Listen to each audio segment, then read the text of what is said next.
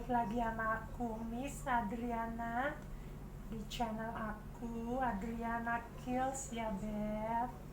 Oh ya, untuk sekarang aku mau bahas cinta di mata seorang transgender ya Beb. Gitu, di sini aku akan ceritain kendala-kendalanya, terus tantangannya ya gitu. Tapi ini berdasarkan pengalamanku ya, ini berdasarkan point of view aku gitu, pendapat aku gitu. Misalkan kalau yang lain ya, maksudnya kalau kalian setuju ya silakan, kalau enggak juga nggak apa-apa gitu. Di sini aku pengen pengen mengungkapkan uh, apa cinta bagi seorang transgender gitu ya, basic on my experience and my thought ya, my thought about love gitu. Oke, okay. First pokoknya bantuinnya like, view, and subscribe ya Beb, biar channel aku semakin jaya, amin. Ya begini. Kalau di sini aku mau berbagi pengalaman ya tentang cinta gitu, dan pendapat aku, terus kendala-kendalanya di Indonesia bagaimana gitu ya kan. Jadi awalnya aku tuh uh, sudah mulai merasakan ketertarikan ke lawan jenis. Di sini aku bilang lawan jenis ya Beb, karena aku merasa emang diriku itu female gitu, diriku itu emang perempuan, cuman ya terperangkap dalam tubuh fisik laki-laki ya. Jadi aku di sini bilangnya lawan jenis ya Beb gitu. Jadi aku tuh udah ada mulai ketertarikan tuh dari SD gitu ya, namanya juga cinta-cinta monyet. Terus SMP udah mulai serius gitu, SMA ya istilahnya ya kebanyakan sih aku ya bertepuk sebelah tangan ya Beb ya gitu. Jadi tapi mereka ada yang menghargai gitu, ada ya, tapi ada juga yang mencemooh gitu.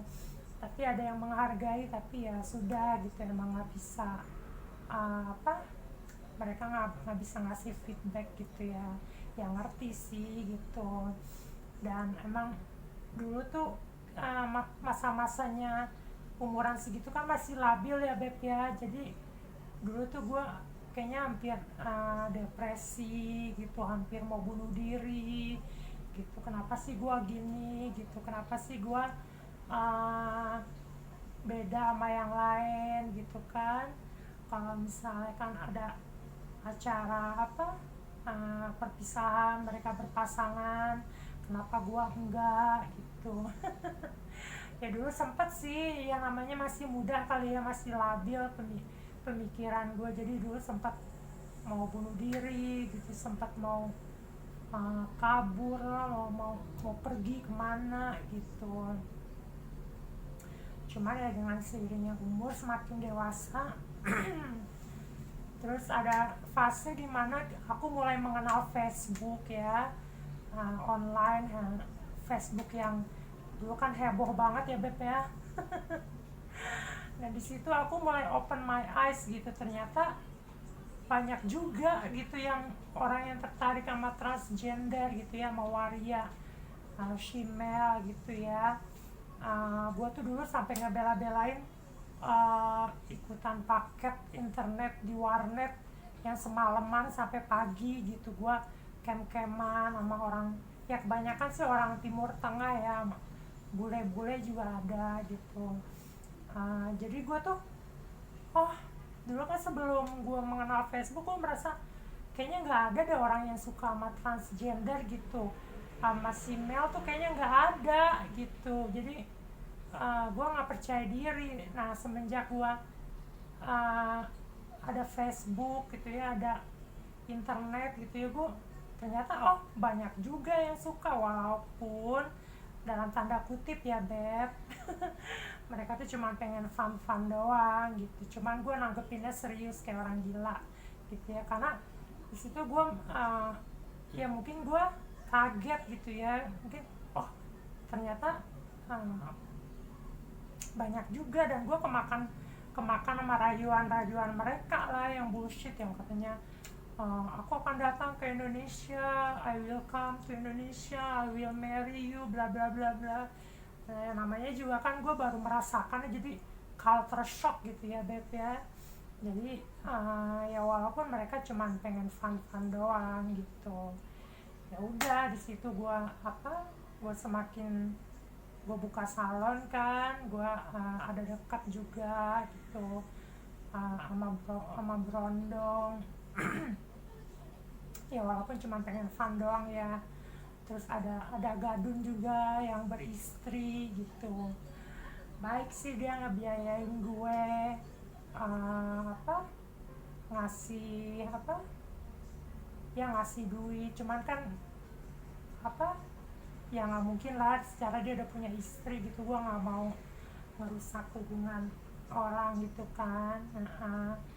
Ya udah, dan sampai sini ya aku akhirnya ya tetap gitu-gitu aja gitu ya, akhirnya aku ya belum menemukan happy ending gitu ya. Jadi lama kelamaan aku berpikir oke, that's it, enough gitu. Aku mulai fokus ke karir aku aja gitu, istilahnya. Sekarang gue udah nggak, bukannya gue naif gitu ya, bukannya gue tidak memantaskan diri gitu, mungkin dari perjalanan hidup gue yang selalu gagal, yang selalu trauma, jadi gue tuh untuk percintaan tuh mungkin gue udah nggak ada rasa percaya diri ya, mungkin gitu ya, gue udah nggak bisa memantaskan diri lagi gitu ya. Jadi gue di sini sekarang cuma pengen fokus karir, ya mudah-mudahan YouTuber sukses, amin. Gitu, tapi beb, nggak menutup kemungkinan itu banyak teman-teman gue gitu, terus kayak female yang lain, mereka tuh yang menikah gitu ada gitu, cuman ya nggak ke explore ya. Mereka kadang-kadang yang apa yang sorry ya, bukan gua beda-bedain kelas, yang kelas-kelas sederhana, orang-orang bawah, simel-simel yang di kampung-kampung gitu, banyak mereka tuh yang menikah, yang keluarganya menerima, keluarga laki-lakinya menerima gitu. Nggak menutup kemungkinan emang banyak gitu, atau enggak ada yang sekedar living together gitu ya Beb. Apalagi di luar negeri ya, di luar negeri kan mereka lebih liberal budayanya, jadi mereka laki-lakinya tuh mereka lebih stand up gitu, lebih menerima gitu. Nah banyak kemungkinan, banyak kok, banyak. Dan kalau Indonesia kan you know lah, kita terpaku oleh agama, budaya, moral kan gitu. Dan jujur kalau gue tuh orangnya bukannya sok naif gitu ya, bukannya sok tidak memantaskan diri. Kalau untuk pernikahan, gue jujur gue emang emang nggak ini gitu, nggak bertujuan ke situ, nggak kepikiran ke situ gitu, istilahnya gue bisa diterima di masyarakat, diterima dengan baik sama keluarga gue, sama masyarakat, itu aja gue udah alhamdulillah gitu, gue udah seneng gitu ya. Gue nggak neko-neko lah gitu. Tapi kalau kalian berprinsip, ya misalnya ada shemale lain yang berprinsip, ya lo harus yakin, lo harus bisa nikah gitu kan, ya nggak apa-apa, itu hak mereka gitu, gue support, ya bagus gitu ya. Cuman kalau prinsip gue enggak gitu.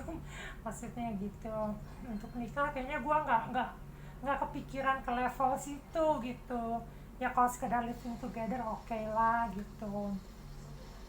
Nah gitu. Jadi